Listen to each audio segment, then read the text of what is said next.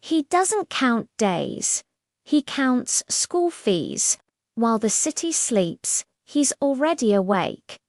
Not chasing luxury. Chasing a receipt that says, paid.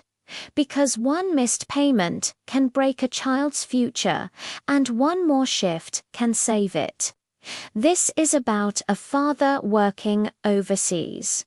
Not famous, not rich, not trending.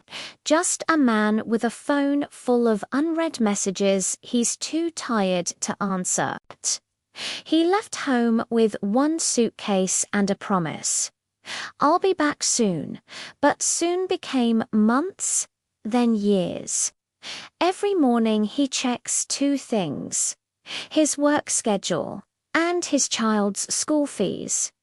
Because at home, the bills don't wait. And his kids shouldn't have to stop studying because of money. He wakes up before sunrise. Not because he loves mornings, because the job starts early and it ends late. His room is small. Some days he shares it. Some days he just shares silence. He washes his face with cold water, puts on the same uniform, and steps out. The city looks beautiful from far away, but he doesn't live in the beautiful part. By the time the sun rises, he's already carrying weight, lifting, moving, building, delivering. Whatever the work is, it's always heavy. His hands don't look like dreams. They look like proof. Dry skin, small cuts, pain that becomes normal. Meal break comes, but it's not rest. It's survival. A quick bite, a few minutes on the phone, then back to work like nothing happened. And the hardest part isn't the job. It's the loneliness inside the job, because he's surrounded by people. But he still feels alone. He hears laughter in the streets. He sees families eating together. And he reminds himself, I am doing this so my kids can have that life. Overtime isn't a choice. It's a decision between enough and not enough, so he stays, again and again and again. Then payday comes, and this is the moment people don't understand. Most people get paid and think, what can I buy? He gets paid and thinks, what can I send? He opens the money transfer app. He types the amount carefully, not too little, because the bills are waiting, not too much, because he still has to eat. Then he hits send, and just like that, his sweat turns into school books. His tired legs turn into tuition. His loneliness turns into opportunity. Back home, his child is in a classroom, writing notes, raising a hand, learning words that can change their whole life, and the father. He's watching from far away through a blurry video call, trying to smile, trying not to show how tired he is.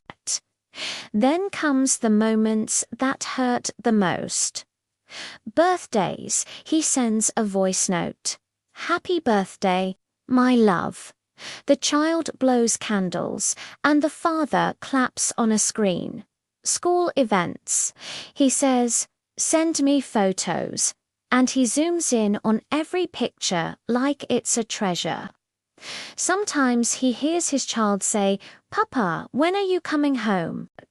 And he swallows the truth, because the truth is painful. He answers soon, but inside he's thinking, after the next payment, after the next exam fee, after the next year.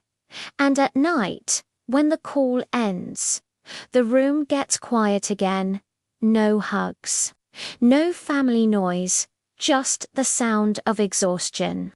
But he still feels something else too. Pride. Quiet pride. Because even if nobody celebrates him, his child's future is moving forward. This is why he keeps going, not because he loves suffering, but because he loves his children more than comfort. Some people think overseas workers are just workers, but they're builders of futures. They carry invisible responsibilities on their backs. They're not only lifting bricks, they're lifting generations. And when you see a child graduating, a child speaking confidently, a child becoming something bigger, there's often an overseas worker behind that story. A mother who cleaned strangers' homes, a father who worked 14 hours straight, a person who sacrificed presence to provide possibility. Their pain becomes someone else's future. That's what makes them heroes. Not because they're perfect, but because they didn't quit. So if you know an overseas worker, message them today. Not for money, not for a favor. Just to say, I see you, because respect is free and it matters. And if you're re-watching this as an overseas worker, let me tell you something. Your sacrifices are not small. Your work is not invisible. You are building a life that your family will remember forever.